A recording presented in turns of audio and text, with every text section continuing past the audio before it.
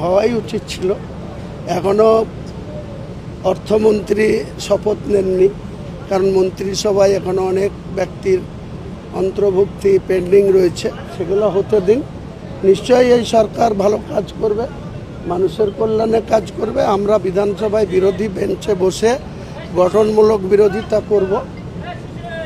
ভালো কাজের নিশ্চয় প্রশংসা যেমন করব না আমরা বিরোধী আসনে বসে, তেমনি অযথা আননেসেসারি সরকারের কোনো বাজেভাবে সমালোচনাও করব না। আমি অন্ততপক্ষে এক বছর এই সরকারকে সময় দিতে চাই। অভিজ্ঞ মুখ্যমন্ত্রী অনেক প্রশাসনিক দায়িত্বের আগে পালন করেছে, তিনাকে অন্ততপক্ষে এক বছর সময় দেওয়া উচিত, যে তিনি এই পশ্চিমবাংলা একটা অনেক বড় রাজ্য, সেই রাজ্যের সর্বস্তরের মানুষের জন্য তিনি কি করতে চাইছেন, কী ধরনের ডেভেলপমেন্ট করতে চাইছেন।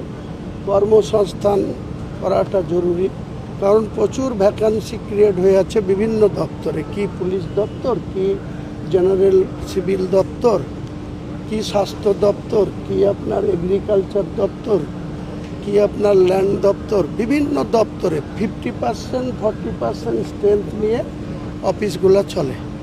কাজেই একটু সময় তো নতুন সরকারকে দিতেই হবে। কাজেই শুরু থেকেই সরকারের বিরুদ্ধচারণ শুরু করলাম, বিরোধিতার নামে বিরোধিতা, এটা অন্তত আমি করতে রাজি নই।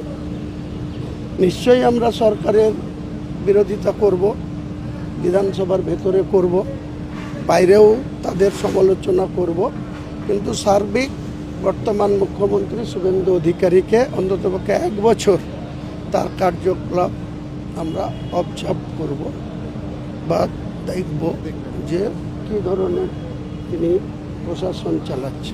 ওবিসি নতুন করে যাচাই শুরু হয়েছে, হয় উচিত, কারণ যেভাবে কমিটি করে ওবিসিকে এক শ্রেণীর মানুষকে পুরো সাইড করে দেওয়া হয়েছে, অনেকেরই এজ অ্যাডভান্টেজ পাওয়া যায়, কোনো জায়গায় তাদের যে ওবিসির কোটা অনুযায়ী তাদের যে নিয়োগ, সেটার ক্ষেত্রেও তারা বঞ্চিত হচ্ছে।